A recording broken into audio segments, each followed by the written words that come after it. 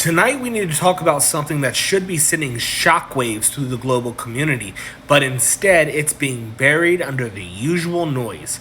Yesterday, the U.S. House of Representatives voted 243 to 140 to pass a measure that sanctions the International Criminal Court. The reason?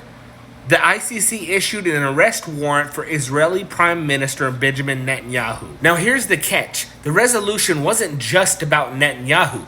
The language is far broader. It states the ICC cannot investigate, arrest, detain, or prosecute any protected person of the United States or its allies.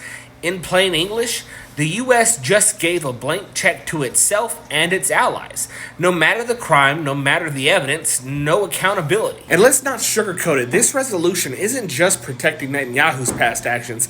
It's protecting Donald Trump, both for what he's done and what he's about to do. Because yes, Donald Trump has been reelected for a second term, and he is out for blood. And with this resolution in place, the ICC is essentially banned from investigating any future war crimes his administration might commit. Think about that for a second. The same man who ordered the drone assassination of Qasem Soleimani, who ramped up arms sales to Saudi Arabia while Yemen starved, now has carte blanche to act however he pleases on the global stage without fear of legal consequences. This isn't just immunity, it's impunity on a terrifying scale.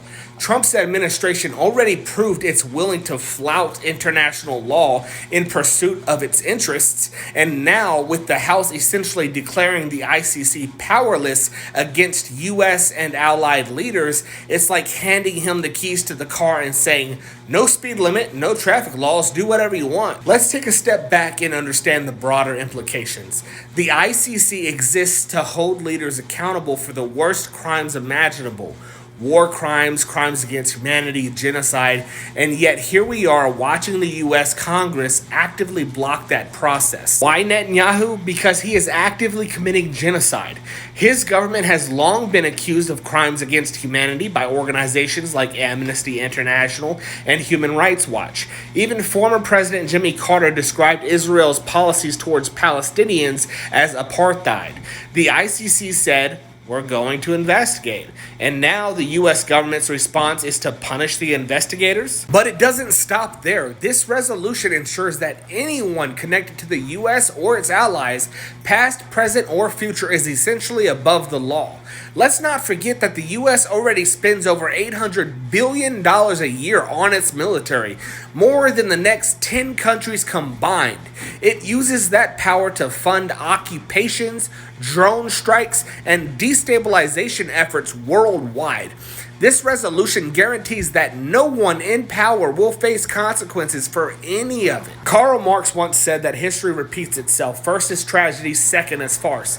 This is the farce. The United States, a country that claims to champion freedom and justice, is shielding war criminals. Sovereignty, they say. Defense, they claim. But let's call it what it is, a refusal to face accountability. And let's not forget who suffers. It's the people in Gaza, in Yemen, in Afghanistan, and beyond. Places where the U.S. and its allies play geopolitics with human lives. This resolution sends a message to the world. If you're rich, powerful, or part of the club, the rules don't apply to you. Huey Newton once said, you can jail a revolutionary, but you can't jail the revolution. Well, maybe not, but last night, 243 members of Congress just tried to jail justice itself. That's the reality, folks, and Trump's second term is on the horizon. The stakes just got even higher. The world is watching, and so should we.